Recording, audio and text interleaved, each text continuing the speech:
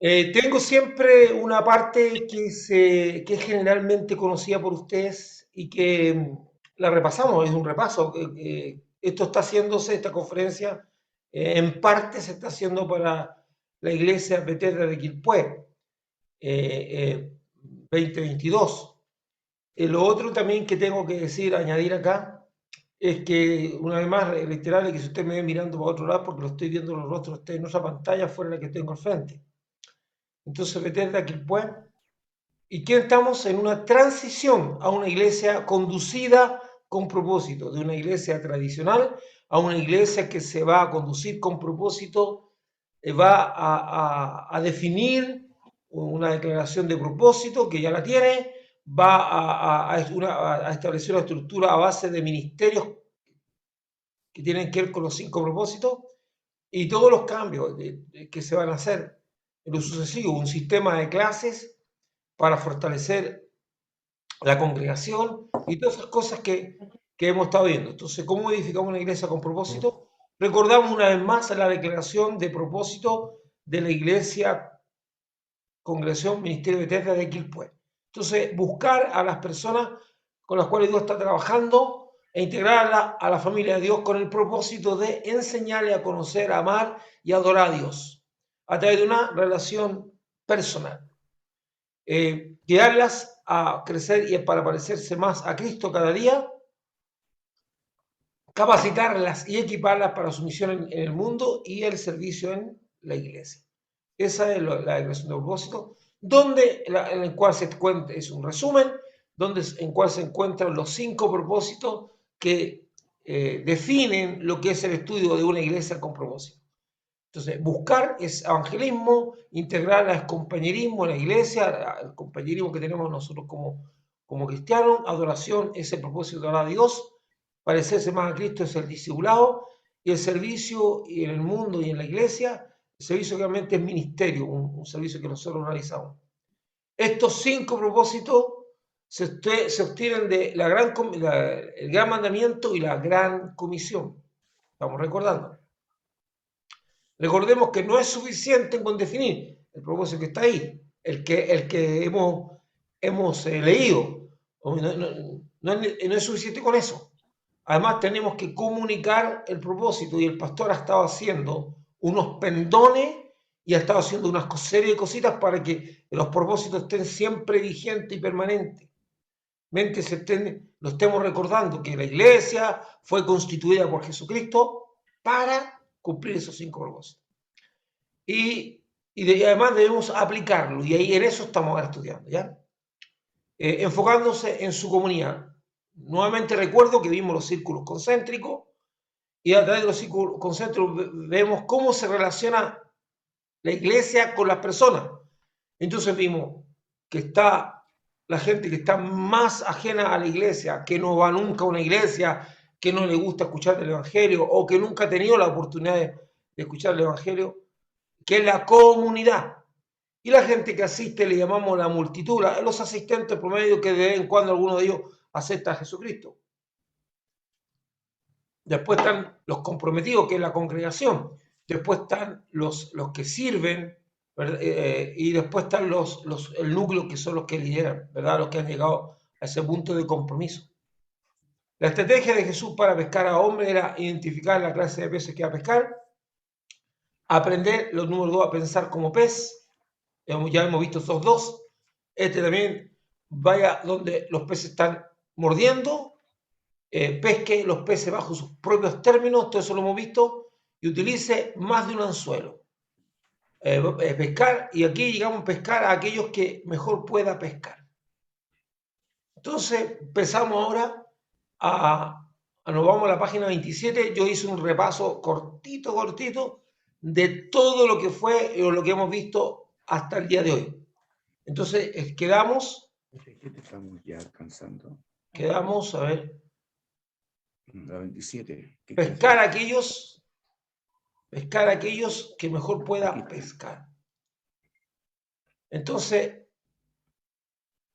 sí, entonces la idea es, cuando estamos hablando de cómo alcanzamos esto, todo esto tiene que ver con la comunidad. Alguien puede decir, pastor, pero ¿por qué usted ve a la gente como pescado? ¿Y por qué usted trata a la gente como es que yo no lo trato como pescado?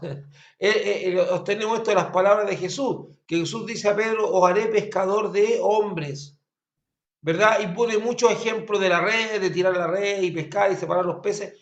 Entonces, tomando esa analogía que hace Jesús, cuando le dice a Pedro, sígueme y te haré pescador de hombres, nosotros usamos la misma palabra para decir cómo alcanzamos, de qué manera llegamos a las personas. Entonces, y haciendo esa analogía, hemos visto, una vez más, hemos visto que cuando nos acercamos a la comunidad para poder hacer que estas personas conozcan a Cristo y vayan, escuche esto, vayan acercándose al núcleo. O sea, la meta nuestra es que de la comunidad pasen a la multitud, que asistan del asistente a la congregación, de la congregación a los comprometidos y de los comprometidos al núcleo. O sea, eso es nuestra meta, ¿verdad? Y lo vamos a buscar a esa gente, no para traer a la iglesia para que se siente, sino porque tenemos un proceso intencionado de que ellos vayan creciendo para cumplir esos 5 propósitos. Normalmente eso no se hizo con nosotros. Eso no se hizo con nosotros. No había un proceso intencional de que pudiéramos cumplir los propósitos, sino que todo marchaba así como al instinto. En algunas partes lo hacían bien y en otros lados no. Entonces, dentro de esa estrategia de Jesús, entonces lo primero que se nos enseña es a identificar qué clase de peces queremos pescar. Aprender a pensar como pez, qué es lo que le preocupa a las personas.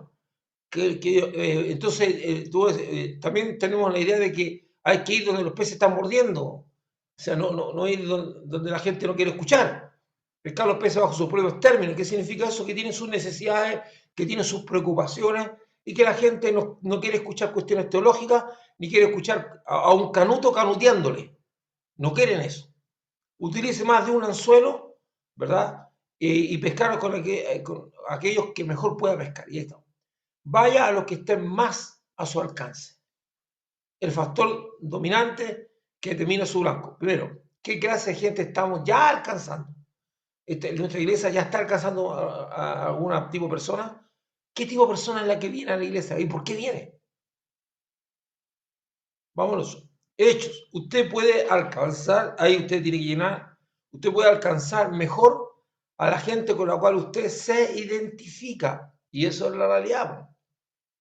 De hecho, normalmente la gente llega a las congregaciones porque alguien la invitó, ya sea un pariente, ya sea un amigo, ya sea un compañero de trabajo, ya sea un alumno, un profesor, o sea, gente con la cual uno se relaciona, porque el Evangelio es de relaciones. Muchas veces olvidamos esto. Entonces, usted puede alcanzar mejor a la gente con la cual usted se identifica. Algunas veces estamos, los que somos peloteros, algunas veces hacemos pichanguita y nos juntamos con gente, no sé, pues del trabajo, como lo hacía yo, y normalmente uno termina de jugar a la pelota y se sienta a tomarse una bebida, a tomarse un café, a compartir unos minutos antes de irse, y ahí se producen conversaciones en las cuales se puede dar el lujo de, oye, ¿sabes qué estoy pasando esta necesidad, este problema? Y usted puede hablar a las personas del Señor, incluso invitarlo. No sé, usted atrae según lo que es, no lo que quiere. Qué importante es. No sé si hacer un comentario, porque tiene que ver con, dice, según lo que usted es, no lo que quiere. Usted puede querer, no sé, no, yo voy a ir a buscar a esta persona que, no sé, es un hippie. No lo, a lo mejor ni lo pesca. ¿Por qué lo ve usted como una persona rara? A lo mejor lo verá como una persona que lo critica, que lo pela, perdón la expresión muy chilena, que entonces no lo va. Usted es una forma de ser de una persona y a lo mejor no va a empatizar con algunas personas o lo van a ver como bicho raro. No siempre se da el caso, ¿entiende? Entonces, o de repente usted tiene una determinada conversación y hay gente que le gusta lo que usted conversa y lo que usted hace, por eso es, atraemos según no lo que queremos. Las opciones que existen cuando su iglesia no tiene nada que ver con la comunidad es construya sobre su fuerza. 2, reinventar la congregación. Cuando hablamos de su fuerza, digamos, la idea no es que nosotros nos esforcemos como personas, sino que en lo que somos fuertes, en qué somos, estamos bien parados, estamos bien, no sé, pues de repente nos damos cuenta que tenemos un buen grupo de alabanza, o nos damos cuenta que tenemos una forma, una comunidad que es muy buena para recibir a la gente cuando llega a la iglesia dice, oh, esta iglesia lo tratan con amor, eso es un fuerte, esos son fuertes, esos son fortalezas. La verdad es que la palabra es construir sobre su fortaleza, más que sobre su fuerza, ¿verdad? Esa es la idea, es una traducción del inglés. Construye sobre sus fuerzas o sus fortalezas. ¿En qué somos fuertes? ¿En qué estamos bien paraditos? ¿Verdad? Y no en las cosas que usted puede querer algunas cosas que no se dan, pues no se dan, de repente no se dan en la iglesia. Reinventar la congregación, eso significa que algunas veces, de hecho, hay congregaciones que han estado años en la comunidad, po, y no, y la gente no hace nada con ellos. Entonces, esto es interesante porque, ¿por qué debemos reinventar la congregación? Hace poco estábamos en un evento, retiro con Oscar y algunos otros pastores, y había una pastora que nos estaba diciendo que iba a tener una reunión con las personas de la comunidad que viven al frente de la iglesia, y justo una hermana que es de ese sector le dijo a la, bueno, le dijo a una hermana que por qué no invitaran a un té, no sé, a un té, no sé, a una actividad para compartir con las personas, y sin el compromiso que estas personas fueran a la iglesia, sino para compartir con ellas. Entonces, ¿por qué? Porque hay que de momento reinventar. Si yo veo que. Y hay momentos, usted sabe el prejuicio que trae cuando una congregación ha perdido la credibilidad porque un pastor, un líder o alguien de la iglesia hizo que la iglesia fuera mirada con otro ojo. Entonces hay que reinventarse. Reinventarse. Ahora nosotros no confiamos en el poder de los hombres, pero los malos testimonios sí afectan. Y ojo, yo tampoco, esto no se trata de pedir a la gente y ponerle la carga de que tiene que ser perfecto. No, no, no, no, no, no tiene que ser perfecto. ¿Qué nos pide Jesús que seamos nosotros?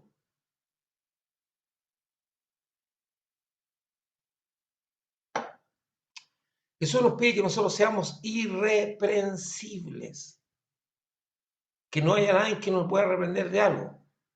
Por lo tanto, si yo me meto las patas, perdón la expresión chilena, si yo me equivoco, si yo peco, y digo, pido perdón porque cometí este error y pido perdón y reconozco que yo hice algo que no correspondía, eso ya me hace irreprensible. Porque el hecho de reconocer y pedir perdón ya nadie puede tacharme por eso. ¿Verdad? Mire, yo le voy a enseñar una cosa para su vida, que yo he aplicado en mi vida y me ha dado muchos resultados. Cuando usted en su vida vive con cosas ocultas, medio extrañas y deja hojas en blanco, las personas la van a llenar con lo que quieran pensar. Con lo que quieran pensar. Y les cuento. Y eso lo tengo yo bien claro. Hace años atrás, yo tenía, bueno, estaba más de 30 años atrás. Yo había salido de la ciudad y estaba en Nueva York predicando en una iglesia.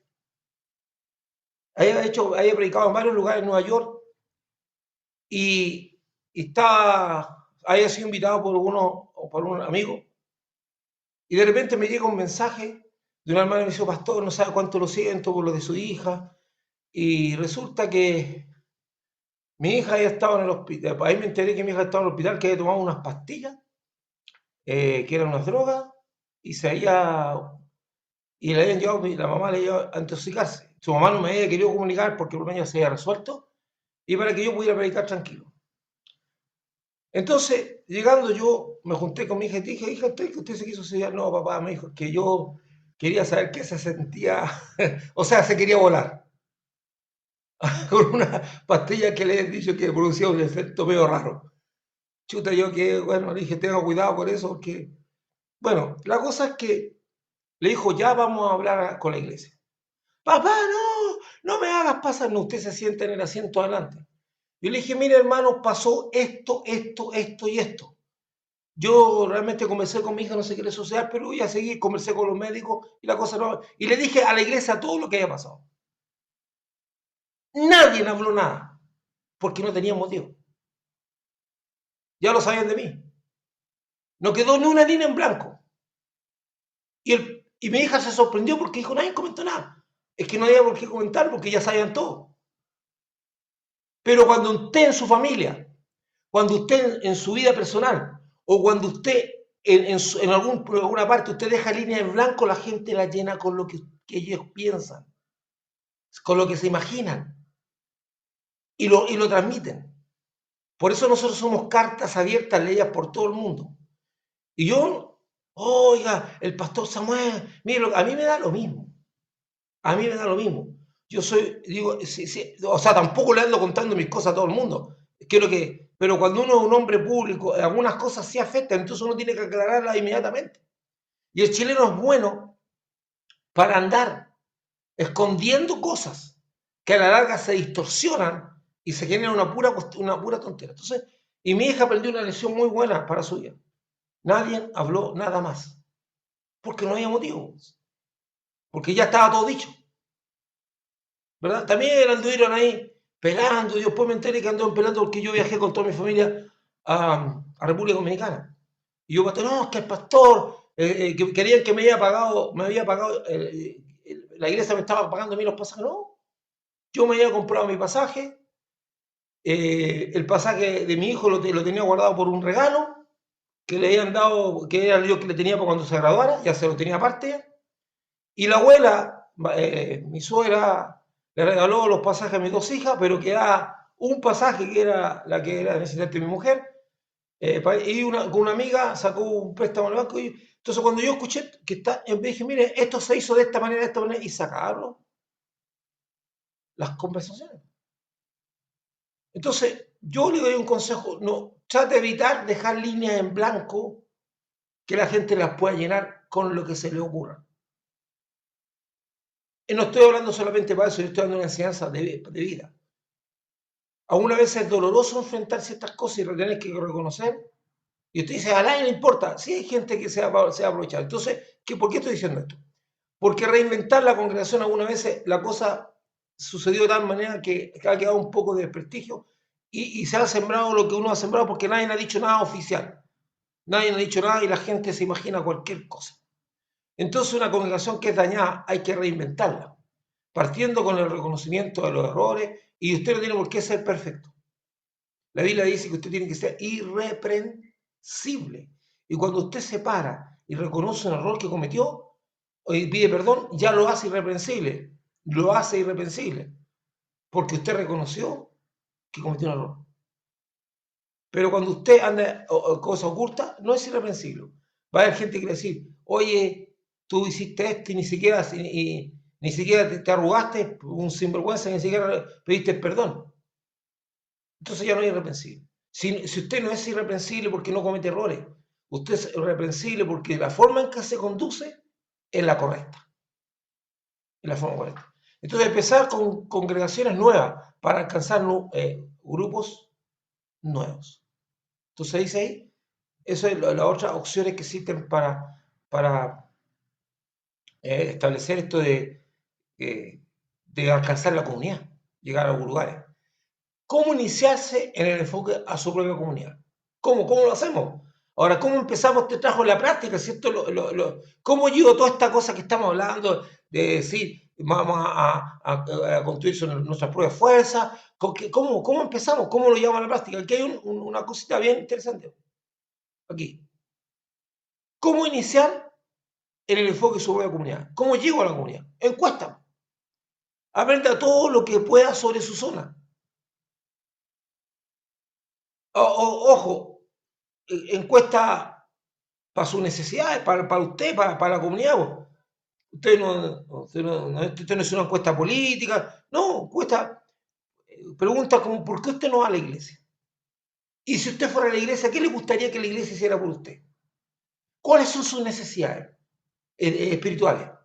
¿Cuáles son sus necesidades materiales?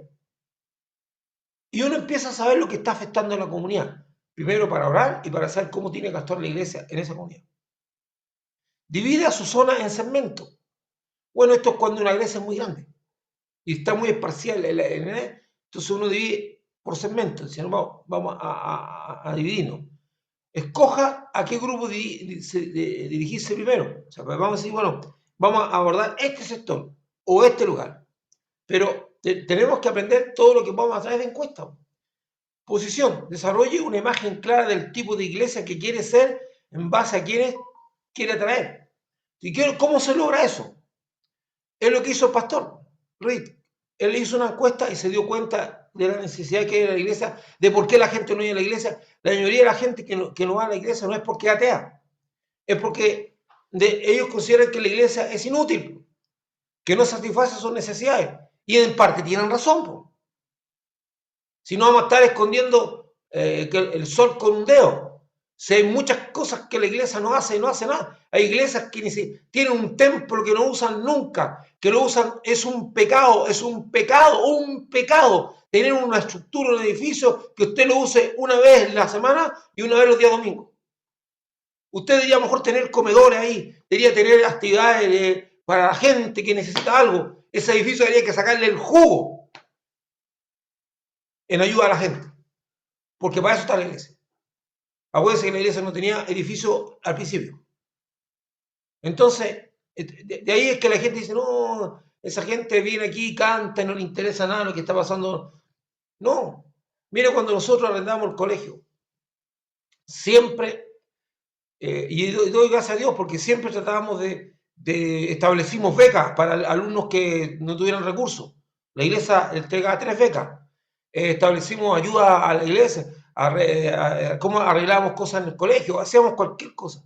Y un día, yo no me di cuenta, un día me llaman del colegio y me dicen, pastor, queremos que venga al aniversario. Como estamos invitando a autoridades y ustedes como son parte aquí, ya yo llego, me pongo mi mejor ternito, me siento a escuchar el programa del aniversario, las niñas cantando, que él hizo todo, y todo estaba muy lindo. Y de repente empiezan a entregar premios y ponen institución colaboradora del colegio, una de la institución más colaboradora del colegio, iglesia que estaba ahí, digamos, en Villa Hermana, que lo que hacíamos nosotros, y nos llaman, y me llaman a mí, y me entregan un galvano. Y yo conociendo a la muchacha, me van a pifiar aquí porque no, aplaudieron, porque todos los años estábamos haciendo una actividad que era visible para todo el mundo. Había muchos planes que teníamos con ese colegio, porque la idea es que el colegio lo paga. También si necesitaban una capellanía, estaba ahí disponible. O sea, habían cosas que se pueden hacer. Y lo que les quiero explicar yo es que no se puede, no puede ser que la iglesia no haga nada y que la comunidad, y que esté invisible a la comunidad, que la comunidad no vea a la iglesia. Y no estoy hablando de cuestiones políticas, porque algunas veces en la acciones de la iglesia, no sé, pues se hace una olla común, no es para que usted ponga carteles de justicia, no. Si hacemos algo por la gente, lo hacemos porque amamos a las personas, no para sacar provecho político, ni provecho, ni provecho de ningún tipo, eclesiástico, ¿verdad? Jesús dice que la motivación que debemos tener nosotros hacia las personas es el amor, no el provecho, ¿verdad? Entonces, eso es, tenemos que ir haciendo. Enfoque a su comunidad, hoja de trabajo personal. Esto es lo que usted debería responder. Y vamos a decir, si alguien puede la próxima semana, o alguno acá ya lo hizo, describa el tipo de personas que ya asisten a su iglesia. ¿Qué tipo de personas ya asisten a su iglesia?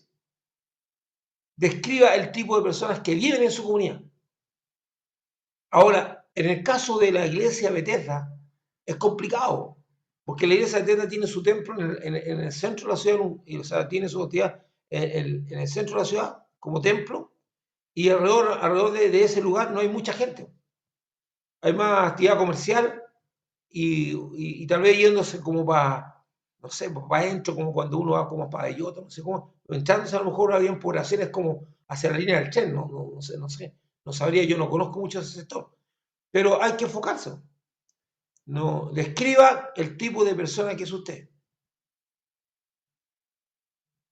Basado en la información de arriba, ¿cuál debe ser el blanco primario de su iglesia? ¿Qué tipo de persona vamos a alcanzar?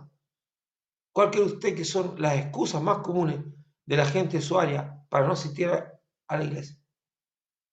¿Cuáles son las excusas? ¿Por qué la gente no?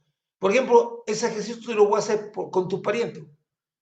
Decirle, no sé, pues, a una tía, a un tío, a un papá, a una mamá, oye, ¿y por qué tú no vas a la iglesia? ¿Qué es lo que te molesta de la iglesia? ¿Qué es lo que no te gusta? Y tú le puedes preguntar, pues, y hacerte una idea, un perfil.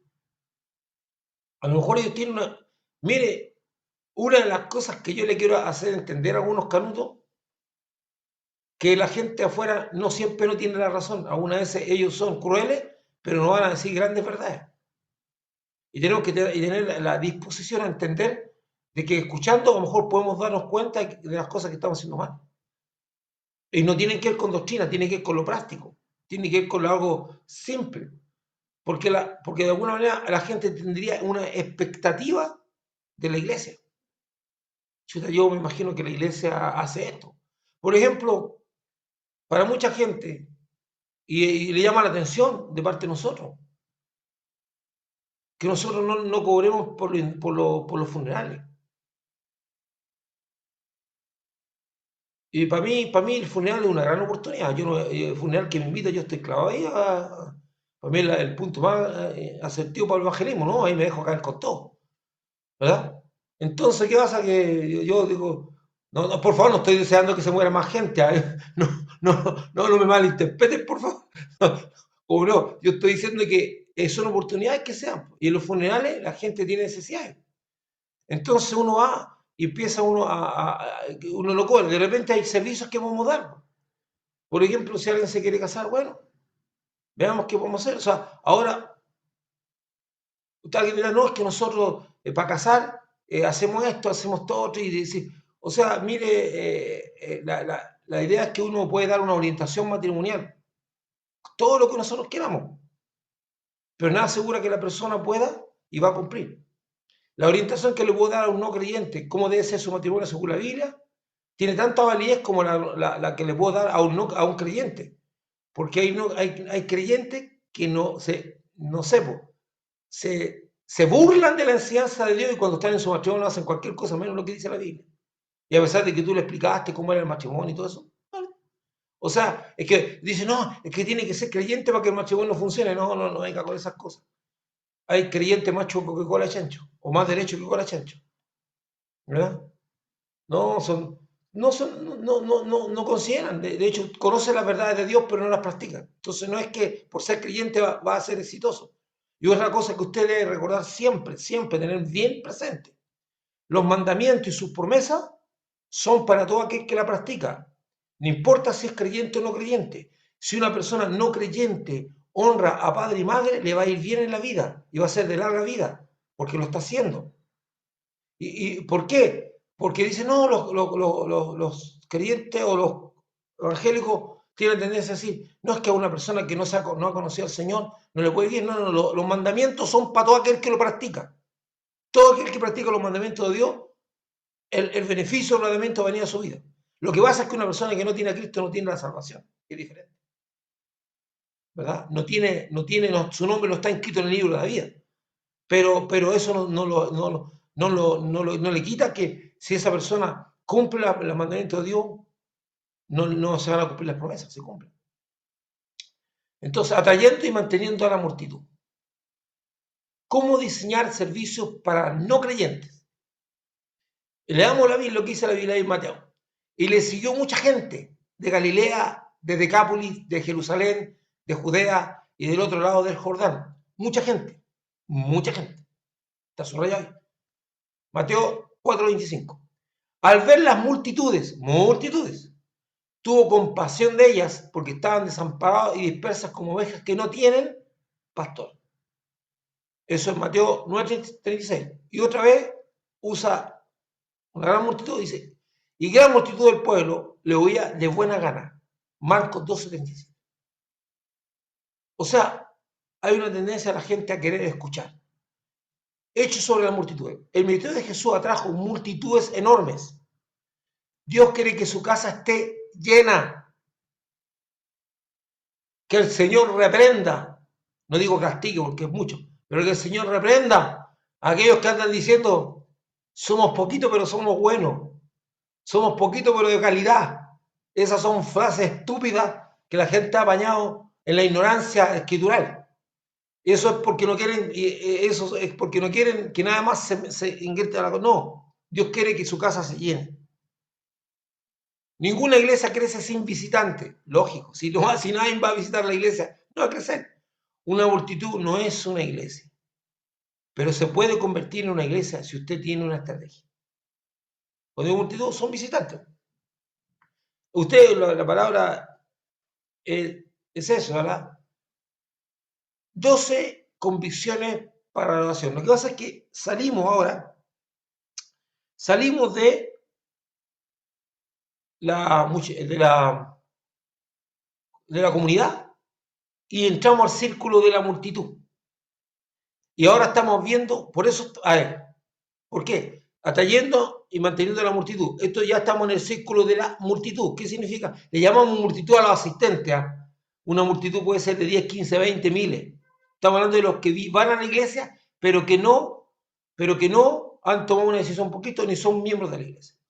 Entonces, nosotros no diseñamos un culto para los que están en la comunidad, porque en la comunidad no vienen. ¿Sí? La estrategia de la comunidad es cómo lo atraemos para que vengan a la congregación y empiecen a visitarnos y ahí sean parte de la multitud que algún día a lo mejor va a entregar su vida a Cristo. Pero mientras estén en la comunidad, no vienen a la iglesia. Entonces vamos a diseñar un culto para la multitud, la multitud tiene gente que ya aceptó a Cristo y gente que visita la iglesia o va por primera vez. 12 convicciones para la oración. Solo los creyentes pueden realmente adorar a Dios verdaderamente. La definición de adoración de salva. La adoración es expresarle a Dios nuestro amor por quien es Él, por lo que ha dicho y por lo que está haciendo. Interesante. La adoración es expresarle a Dios nuestro amor por quien es Él, por lo que ha dicho y por lo que está haciendo. ¿Y por qué no decimos por lo que hizo? Porque Dios sigue haciendo. Segundo, no se necesita un edificio para adorar a Dios. No se necesita. Es que nosotros como iglesia no tenemos templo y tenemos que juntarnos en una casa o en un colegio o en un club deportivo. No se necesita un edificio. Esta iglesia que es la iglesia que está sosteniendo a Beterra y donde es originario el pastor Ronald, esta iglesia tuvo 10 años sin tener templo. 10 años. Y en 10 años llegó a crecer a 10.000 personas. Tenían 10.000 personas sin tener templo. Entonces acá dije, no, es que si no hay templo no podemos crecer. Mentira. Porque Jesucristo no tuvo nunca templo. La iglesia primitiva no tenía templo. El templo que había era para ceremonias judías, no para congregar. Y el templo, ¿qué es lo que eran? Las catatumbas. Eran los campos donde se juntaba la gente. Ese era el templo. Entonces, no se necesita un edificio para adorar a Dios. El Dios que hizo el mundo y todas las cosas que en él hay, siendo Señor del cielo y de la tierra, no habita en templos hechos por manos de hombres. Hechos 17:24. Tercero, no existe tal cosa como un estilo correcto de adoración. No es que nosotros, y eso es importante, Dios ama todos los estilos, Dios inventó todos los estilos. No, pastores, que nosotros tenemos un estilo sacro. A ver, es una cosa muy importante.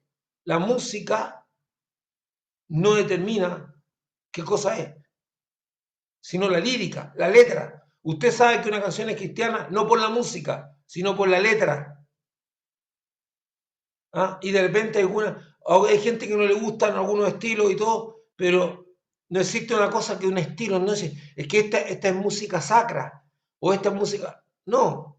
De hecho, para que usted sepa, Esas canciones de Marco Witt que usted canta, esas canciones de Marco Vidal, Marcos Barriento, y otros connotados cantantes como Cristian Luis y otras más, esas canciones que usted canta ahora y que para usted son tan normales, todas esas canciones que para usted eran tan normales, la cual usted se goza ahora, y de hecho yo generalmente cuando parto digamos, la conexión, dejo puesta una música que ustedes escuchan, que son adoraciones, ¿verdad? Entonces, esa música que usted escucha, anteriormente, cuando recién partió nuestros hermanos con esos cánticos, la iglesia decía que no era música cristiana, no era música santa, no era música de Dios, que solamente los himnos eran música de Dios. Entonces, no existe un estilo, no existe un estilo, sino que usted por la letra determina qué canción es cristiana o no. Incluso, como dice, pastor, pero ¿cómo una cumbia puede ser una alabanza a Dios? Puede serlo. Que a usted no le guste y que a mí a lo mejor me incomode es otra cosa, pero en la letra es la que determina que es canto o no. Porque si usted escucha pura música, y de hecho, muchos himnos cristianos, muchísimos, que son de alto nivel de composición, han sido tomados por el mundo y le han puesto letras mundanas, ¿no? Y como no hay derecho a autor, que esa gente es del año del siglo XVI, otro del siglo XVII, otro donde no haya derecho a autor, nadie puede reclamar. Entonces no existe un estilo de música particular.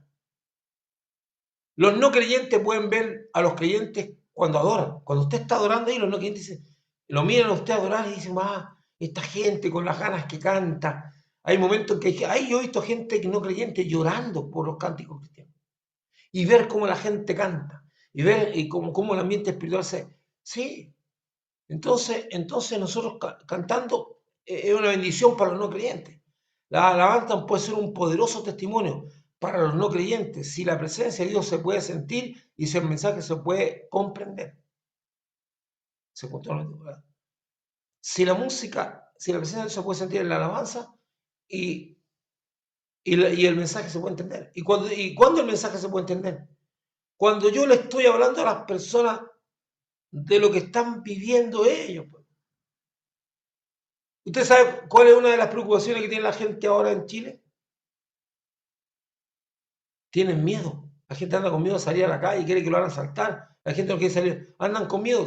Una de las cosas que está pasando con las personas es que tienen miedo. Es una necesidad. Hay mucha gente que está preocupada por el futuro, ya sea personal como su familiar o del país o de la sociedad. Entonces son necesidades. Y nosotros tenemos que dar respuestas bíblicas a las necesidades, a lo que le preocupa el alma de las personas. La crisis matrimonial es grande, la crisis de los hijos. En este instante hay padres que no pueden contener a sus hijos, no saben qué hacer. Crisis. Entonces cuando hablamos de un mensaje, que si el mensaje se puede comprender, cuando hablamos de comprender no estamos hablando de que la persona tenga facilidad de habla o de exposición.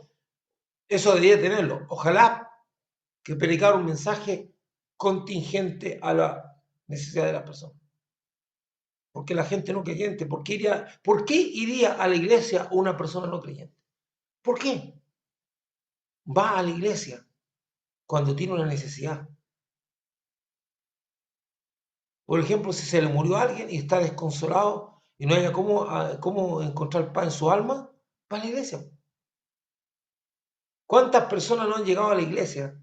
¿A cuánta gente no me ha atendido que de repente llega? No, a esta persona se le murió hace poco su esposo, o una mamá, un papá, y están tan desconsolados y ahí van porque tienen una necesidad.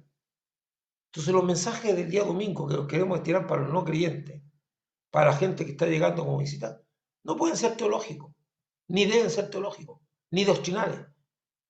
Aunque todo lo que nosotros hablamos es doctrinal, porque si estamos hablando del Evangelio, claro que es doctrinal. Pero estamos hablando de que no nos vamos a meter con los caballos del Apocalipsis, no nos vamos a meter con el tercer cielo, y cosas por el estilo, o si la salvación se pierde o no se pierde, temas teológicos, no es. El domingo la gente no va a un instituto bíblico, las personas van a escuchar algo que les ayude para sobrellevar lo que están pasando. Y ojo, todos tenemos necesidad. Yo también he llegado a la iglesia, siendo pastor, con una tremenda necesidad de escuchar algo que me ayude en lo que estoy viviendo. Porque nosotros no estamos exentos. Si alguien se cree exento, no, con todos los años que yo llevo en la iglesia yo no tengo ninguna necesidad, está mintiendo, como dice Juan. El tal es un mentiroso y la verdad no está en él. Todos tenemos necesidad. Lo que pasa es que a uno les cuesta más reconocerla y a otros sí. Pero todos tenemos necesidad porque somos seres humanos y todos necesitamos respuesta de Dios a través de la Escritura, de cosas que tenemos. Dios, exacto, Dios espera que cuando los no creyentes se encuentren presentes en nuestro servicio de adoración, seamos sensibles a sus temores, carencias y necesidades. Si pues toda la iglesia se reúne en un solo lugar y todos hablan en lengua y entra un doctor y no creyente, ¿no dirán que están locos? Corintios 14:23. No seáis tropiezo ni a judíos ni a gentiles, ni a la iglesia de Dios. Portaos prudentemente con los de afuera, aprovechando bien el tiempo presente. Colosenses 4:5. Y ahí tienen esos textos, que dice que las personas esperan algo que, le ayude en sus temores, en sus necesidades, en sus carencias. Séptimo, un servicio de adoración no ha de ser superficial para alcanzar a un no creyente. No se debe comprometer el mensaje, solo ha de serse comprensible. No, sino que vamos a tirar un mensaje. No, el mensaje tiene que ser bíblico, tiene que ser claramente con las verdades bíblicas, tiene que estar basado en la escritura o la doctrina bíblica. Entonces, hay gente que dice, no, es que para que venga gente vamos a comprar. No, aquí no se trata de, como dicen por ahí, darle un té aguadito o darle agua peladita, sino, no, aquí no se trata de eso. Aquí se trata de que un mensaje que apunte a algo particular de las verdades, de la necesidad de la gente. ¿Qué significa eso? ¿Qué implica eso? Es que yo puedo ser profundo, muy profundo y bien comprensible en la necesidad de las personas. De repente uno parte con una historia de lo que está viviendo, de repente uno parte con un testimonio de algo que le está pasando a la persona y de ahí uno empieza a elaborar un mensaje. Lo que le quiero decir es que no comprometemos un mensaje. De hecho, sí es cierto que por ejemplo, hay gente que no va a la iglesia, no quiere ir a la iglesia, porque dice, lo único que hacen es pedir plata. Y es verdad,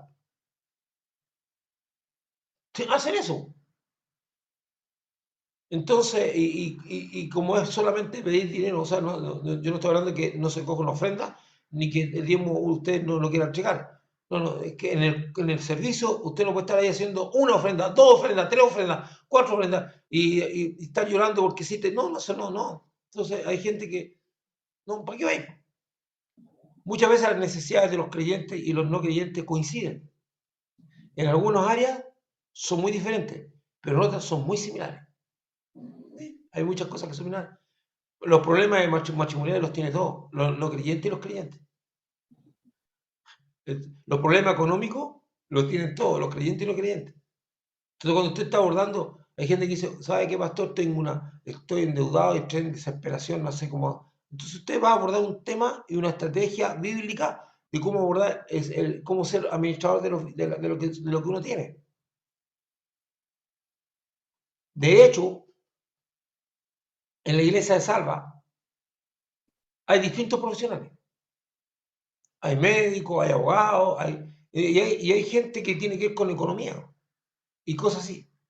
Entonces, de repente hay gente que dice, ¿sabe qué? Yo no sé cómo administrar mi vida. Siempre pasa un dado. Entonces va y alguna vez viene un hermano que tiene que ver que sabe de finanzas y todo eso, o porque es contador o alguna cosa, y da un día y está un día en la iglesia para ayudar a la gente a ordenar sus finanzas, a darle orientación de cómo manejar los ajustes que tiene que hacer para poder salir de las deudas, las cosas que tiene que hacer. Le hace todo un estudio gratis para que la persona pueda ordenarse.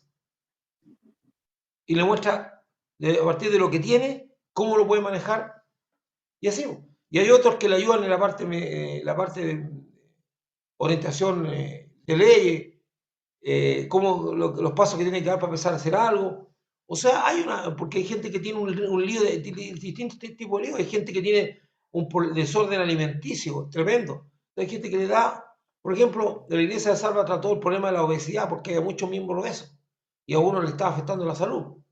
Entonces hubo miembros que tenían que hablar sobre lo que era la dieta y de hecho se creó el plan Daniel.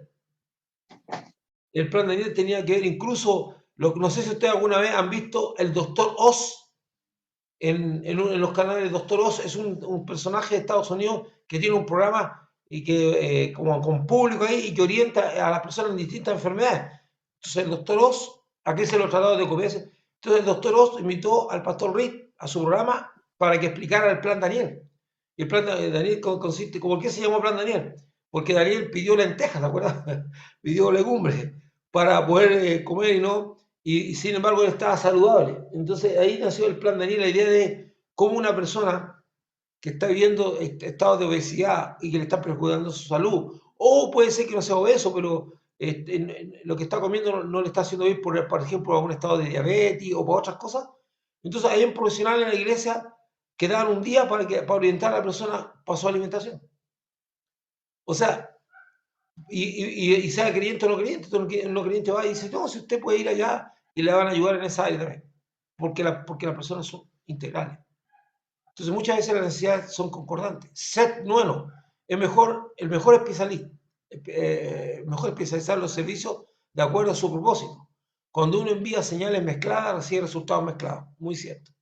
Salva, servicios de fin de semana para no creyentes, evangelismo. Grupos pequeños, células, edificación. Ahí metemos doctrina en los grupos pequeños.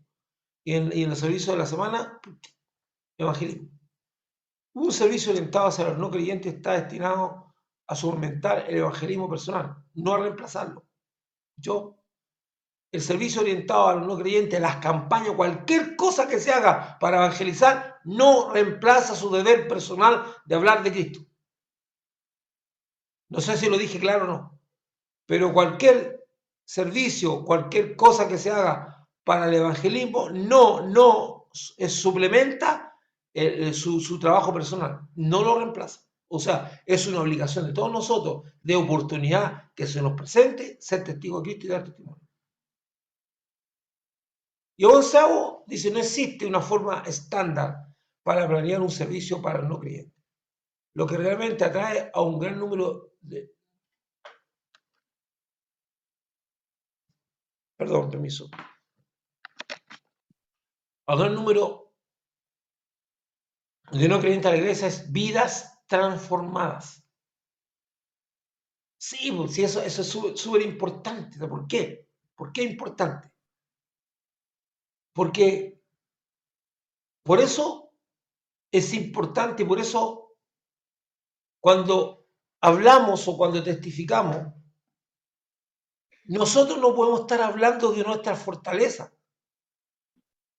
No, si digo, mira hermano, yo le doy gracias a Dios, porque en mi vida yo he fumado, en mi vida y me presento como un modelo de virtud. Entonces la gente dice, bien por ti, pues, lástima que yo estoy metido con la nicotina hasta las patas y no sé cómo salir. Pero cuando alguien dice, mira hermano, yo me vi aquí muy complicado con esto que me estaba matando, me siendo tira la salud, yo empiezo a hablar de mi debilidad, yo empiezo a hablar de cómo caí en algunas cosas o en la droga, y digo, pero yo salí y empiezo a contar tu testimonio, entonces a la gente le brinda esperanza. Dice, si él pudo, yo también. Pero nosotros los canutos nos encanta hablar de todo lo bien que nos va y nunca hablamos de cómo hemos superado cosas que realmente hemos superado. En muchas cosas, no, porque somos un bastión de puras virtudes, un bastión de... No, si todos los que estamos ahí, aquí en la iglesia de Dios, superamos cosas que no sabemos cómo superarlas. Y en algunos casos aún estamos luchando con cosas que no hemos superado. Entonces, cuando la gente dice, oh, qué increíble, si él pudo, yo también puedo. Y sembramos esperanza. Y cuando hablamos de vidas transformadas, no hablamos de gente que se muestra virtuosa y que se jacta de cosas, no. Cuando hablamos de vidas transformadas, hablamos de gente que con la ayuda de Dios superó cosas. Y yo las últimas veces que he estado en la iglesia de Ronald, no he dejado de sorprenderme de una muchachita mire, yo estaba sorprendido de su testimonio. Ella era una mujer común y corriente, virtuosa, que tenía su hogar, su familia, su esposo, todo andaba bien. Y producto de una amiga, estamos hablando de una mujer mayor, no estamos hablando de un adolescente ni de un joven, de una mujer ya mayor. Y cuando hablo mayor, pasados los 30 años, que con amigas se metió en las drogas. Y fue hundiéndose, hundiéndose, hundiéndose, hundiéndose, hundiéndose, hasta que el juez le quitó los hijos, se los pasó a papá, no los puede ver. Y empezó a perder su familia, empezó a perderlo todo, lo perdió todo, todo, todo, hasta la dignidad. Y ya la gente no da ni un peso por ella. Empezó a trabajar en la iglesia, trabajaron con ella, eh, celebrando la recuperación, ¿no? Un plan que tiene para toda la gente que está con problemas. Y empezó, yo me daba cuenta que allá, ella me hablaba a mí y me decía que estaba con mucha esperanza porque ya no sé cuánto tiempo sin drogarse y estaba vendiendo cositas, el pastor le dejaba que vendiera, claro que para mí eran cosas bien raras porque ella vendía unos helados. Cuando le iba a comprar los helados, se veían súper ricos los helados y llegaba un niño mexicano, uno, llegaba, le pasaba el helado, o sea, compraban el helado y ella pescaba un montón de ají, y le echaba el helado, ¡ay! Y decía yo, ¿qué es esto? ¡Qué crimen! Y ellos se comían el helado con ají, porque hasta los niños se lo comían con ají. Bueno, ella vendía esas cosas, vendía todas esas. Entonces ella empezó a tirar por ahí. Y ella empezó a dar testimonio. Y un día dio el testimonio. Usted no sabe que lo esperanzador que fue ese testimonio. Y cómo ella se aproximaba, o estaba pronto y mira, por producto de eso mismo, el papá de los niños, su esposo, le empezó a escondía a dejar ver los niños, con el riesgo de que se lo quitara. Pero como vio que la mamá ya estaba teniendo transformaciones, porque si la justicia pillaba que le dejaba ver a los niños, se lo podían quitar. Entonces ya lo estaba logrando superar y era un testimonio de una mujer que estaba superando cosas. Chuta, qué alentador. Que entonces cuando hablamos de vida transformada, estamos hablando no de super gente, estamos hablando de personas que han logrado vencer y que en medio de mucha dificultad. 12. Se necesitan creyentes maduros y abnegados para ofrecer un servicio sensible a las necesidades de los no creyentes.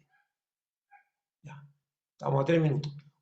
A los no creyentes, dice sensible a los no creyentes. 1 Corintios 14, 29, 21 al 20. La diferencia entre los conceptos de servimos y sírvanos. O sea, ¿nos servimos o servimos? Jesús dijo, el Hijo del Hombre no vino a ser servido, sino para servir. Y eso es lo que hacemos. Ahí voy a aprovechar estos minutos para avanzar en esto. Bueno, usted puede repasar esto, lo que estamos viendo, para que nos quede claro, que me gusta volver atrás, como 12 comisiones para la adoración. Entonces, son los que estamos preparando un servicio para los no creyentes que llegan a la iglesia. Los que adoramos somos nosotros y hay una serie de 12 pasos que se pueden dar ahí y que usted puede tener claro de por qué orientamos nuestro culto hacia los no creyentes. ¿Cómo diseñar un servicio para no creyentes? Planéelo con su blanco en mente, planéelo con un blanco en mente. Esto es para allá apunta nuestro allá. Ofrezca múltiples servicios, haga que asistir al servicio sea lo más fácil posible.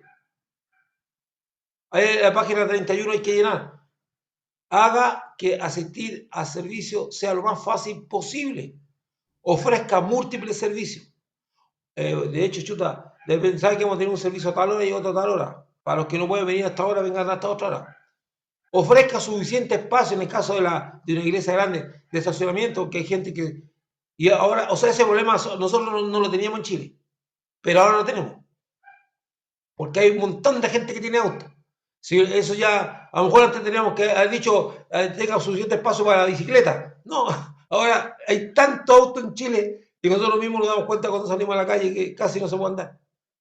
Ofrezca clases para los niños al mismo tiempo que el servicio. Claro, porque hay gente que dice, yo quiero ir al servicio, pero yo quiero que alguien vea a mis niños para poder disfrutar del servicio. que sea lo más fácil posible. Ponga un mapa en todos los anuncios, ¿verdad? ¿Qué es lo que significa eso? Chuta, de repente la gente dice, oye, ¿dónde está el baño? Ya, pongan que el lugar sea chiquitito, pongan el baño está aquí, o usted pone ahí dice baño y dice acá para llegar al baño. O sea, hay que facilitar las cosas. Hacerlo, busque maneras de ahorrar tiempo. La gente no quiere estar mucho rato en la iglesia, hermano, no quiere estar mucho rato en la iglesia. Ellos quieren ir a un culto, ser bendecidos, pero no estar horas y horas. Busque maneras de ahorrar tiempo, reduzca la duración de las transiciones. Haga que los momentos de oración del pastor sean breves, breves. El que ora mucho en público, ora poco en privado. Eso está recontra comprobado. Me salió verso, sin mayor esfuerzo. Bueno, así es. El que ora mucho en público, ora poco en privado. Las oraciones son precisas. Vamos a orar por este enfermo. Ora por el enfermo, no por la iglesia, por el presidente, por la abuelita, por lo que se le pidió. De hecho, yo tengo la costumbre y le digo a la gente, cuando vamos a orar por la comida, si se ponen a orar largo, yo me pongo a comer. No, yo no te voy a esperar. Si tú te pones, te dijeron que Dios dé la bendición por la comida, y tú te pones a orar por la abuela, por la tía, por la iglesia, y por... No, o sea, tenemos que aprender a ser disciplinados, porque si no transmitimos indisciplina a la gente que no que está conociendo a Dios. Pastor, usted que hereje, no, de hereje no tengo nada. O es irreverente, no. Yo soy apegado a la escritura y mi relación personal con Dios me dice que la cosa es bien. Yo quiero ser amigo de Dios. Entonces, me daría muchas cosas que estuviera lateando al Señor. Mejore la velocidad del flujo de su servicio, ¿verdad? Y ahí está, ¿cómo lo puedo hacer? Llena ahí, mejore la velocidad y el flujo de su servicio. Y le faltaba. Entonces dice, pero acá vamos a andar apurado. No, no es andar apurado. Eso de. ¿Usted se ha dado cuenta que alguna vez en la iglesia tiene que venir el hermano que tiene que dirigir la alabanza y nadie sabe dónde está el hermano que dirige la alabanza? ¿Por qué? Porque el hombre no está ahí en el momento que tiene que estar. Entonces se producen lazos y de repente como hay problemas de logística, oye, ¿y dónde está? No puede seguir el culto porque no aparece algo que tenía que estar y no está. No, esa cosa no puede ser. Eso es estar al lote. Concentre su esfuerzo para hacer que los visitantes se sientan cómodos. Esa es la página 31, cómodos. Escuche esto es súper importante porque es una realidad que yo la viví. En los primeros 12 minutos, escuchó, los primeros 12 minutos, los visitantes deciden si volverá. En los primeros, no existe una segunda oportunidad para dar la primera impresión. No existe una segunda oportunidad. En los primeros 12 minutos la gente se hizo una idea de cómo es la iglesia y a lo mejor no vuelve más. Y dice, ¿pero qué se cree esta gente? Es que no son no creyentes. Chuta, no me sentí bienvenido, eran puros problemas, llegué aquí, tenía puros problemas. Lo único que me encontré fueron con puros problemas. No. El primer sentimiento de los visitantes es miedo. Y dejo hasta aquí, mi querido hermano. Sienten miedo. El primer sentimiento de un visitante es miedo. Estoy en un lugar que no conozco, quizás que será una secta, será medio rayado, será loco, ¿verdad? No sabemos si no conoce a los evangélicos. Así que eso es. Entonces, mi querido hermano, estaríamos dejando hasta aquí. Yo estaría parando la grabación.